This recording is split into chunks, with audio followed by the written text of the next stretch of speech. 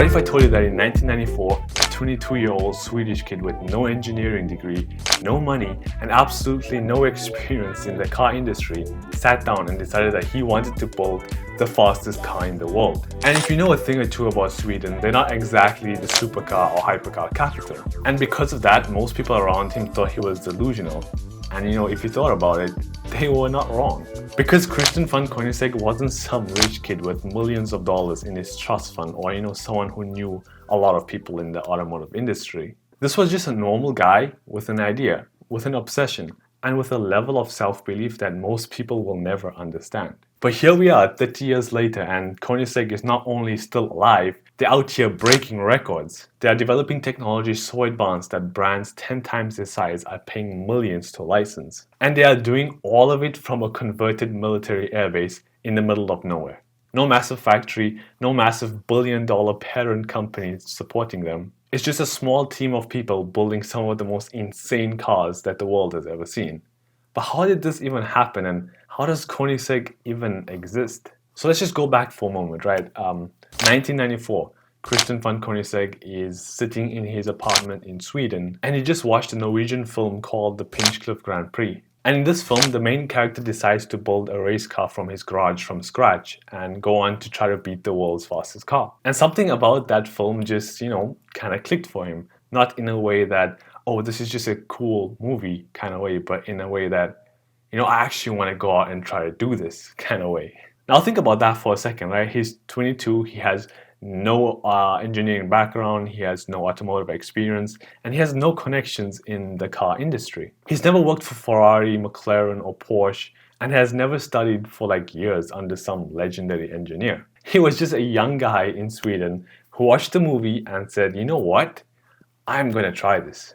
And the more people told him how unrealistic this was, the more determined he got. And regardless of all the negative things people had to say about his ideas, he completely ignored all of that and just started anyway. He started sourcing parts, he started, figuring things out as he went about building his first prototype and, learning everything he could about making a supercar. And somehow and in some way, in 1996, he was able to put together his first working prototype after working on it for years. He named it the Koenigsegg CC. This mid-engine, semi-carbon fiber concept laid the visual and engineering foundation of this hypercar brand that we all know and love today. And when the Swedish government noticed what Christian had done, the government reached out to Christian and offered him something that you genuinely couldn't make up. They offered him a military airbase that was not in use at the time by the army, because as I've said, Sweden was not a supercar capital or a country that produced a lot of cars. So this is all they had, to offer Christian. So now Mr. Koenigsegg had an idea, a concept, and an airbase. Not a factory, not a workshop, just a decommissioned military airbase in a small town called Ängelholm in the south of Sweden. And Mr. Koenigsegg, of course, accepted this offer. He took the airbase because when you're building, supercars from scratch and have no resources, you're not going to say no to an airbase that your government offers you. And that's where everything started to take shape.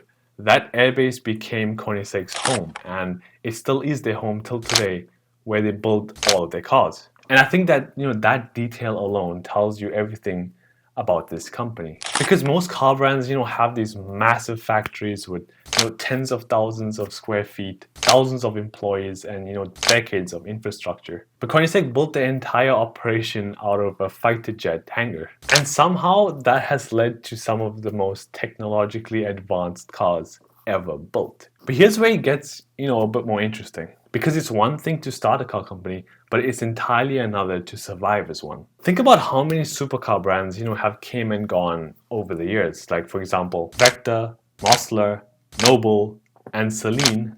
These are brands that had genuinely exciting cars and real talent behind them, but they still didn't survive. Because as I've said, building a supercar is one thing, and building a business around it is a completely different challenge. And most people that try it fail. So how did Koenigsegg survive? And not only did they survive, they grew into such a worldwide recognizable brand.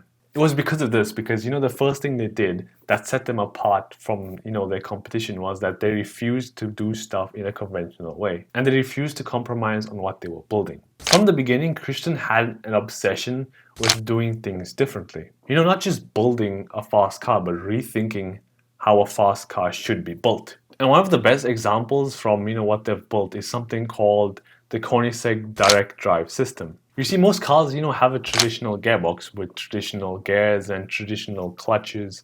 And Koenigsegg looked at it and basically said, what if we got rid of it? And they built a transmission system so effective that it doesn't need conventional gears and clutches in the same way. It sounds insane, and when they first spoke about it, a lot of people in the industry said that they were insane and this was never going to work. But it worked, and it didn't just work, it worked really well. It made their cars a lot faster. And that mentality, of taking something with decades of engineering history behind it and, years of refinement and enhancement, taking all of that and just putting it aside and building something from new that's better than all of that. This became a pattern, for Koenigsegg. They kept doing things that the industry said couldn't be done or didn't need to be done and proving all of them wrong. And when you do that enough times, when you start breaking world records, people start to pay attention. And Mr. Koenigsegg used that attention to build the brand that we know and love today. He figured out that him and his team operating out of this small military airbase in Sweden was genuinely way ahead of what most manufacturers were doing in a lot of areas. And so you had these massive companies, companies with millions of dollars in resources, all looking at what Koenigsegg is doing and realizing that they needed to if they wanted to keep up. So Mr. Koenigsegg, being the entrepreneur that he always was, started licensing this technology to other manufacturers, meaning that these massive brands are paying Koenigsegg a lot of money to use the technology that, they developed. And think about that for a second, what that does for the brand. Koenigsegg as a company, they sell maybe 50, 60 hypercars a year, and then you get these other massive manufacturers that sell around thousands, tens of thousands of cars per year, and they're all paying Koenigsegg to use their technology. And that completely flips the script on what a small hypercar brand or supercar brand should be doing. They're not just a niche manufacturer anymore. They turned into an innovation company that just happens to build some of the fastest and most incredible cars on the planet. And that revenue stream, of course, matters a lot more than people realize, because it means that Koenigsegg isn't solely dependent on selling their hypercars to stay alive. They've built something underneath the surface that keeps the whole operation going even when the car market becomes a bit challenging. And this is a business decision or strategy that we didn't expect to see from a small car brand like Koenigsegg. But now let's move aside from the business side of things and talk about the cars themselves for a moment. The Koenigsegg Agera, the Koenigsegg Jesko, and the Koenigsegg Regera aren't just fast cars. These are cars that have rewritten what's possible. For example, the Agera RS set the world record in 2017 when it came out. The Koenigsegg Regera does 0 to 400 kilometers per hour back to zero faster than almost anything ever built. And the Koenigsegg Jesko Absolute on paper is designed to exceed 300 miles per hour and just set the world record for the fastest quarter and half mile times. And all of this makes it look like Koenigsegg is breaking records as if they're living in a cartoon or a GTA server. It's honestly unreal what they're able to do, like they're crushing fully electric hypercars with 2,000 plus horsepower and advanced four-wheel drive systems, with an old school twin turbo V8 system, with rear wheel drive. And that itself makes absolutely no sense, and I myself can't even grasp it. And that's why I said that Koenigsegg, exists in a world that they really shouldn't. Logic and conventional thinking about, the automotive industry and, building hypercars in general says that Koenigsegg is fictional and a brand that shouldn't exist in real life. But I think that actually comes back to something pretty simple. Christian von Koenigsegg never tried to build a car company. He tried to build the best car he possibly could. And the company grew around that obsession. Every decision, every advancement in technology, every record, it all comes back to the same thing. A 22-year-old who watched the movie and decided that he was going to make himself the main character of this movie, the only thing in real life. And he just never stopped. And that's why Koenigsegg exists today. Not just because the cars are fast, but because in an industry dominated by legacy, history, and billion-dollar budgets, someone figured out that if you are obsessed enough and smart enough, you don't really need any of that. All you really need is just a really good idea and maybe a military airbase. But yeah, that's it for me today. I hope you guys enjoyed. Like, subscribe, and thanks for watching.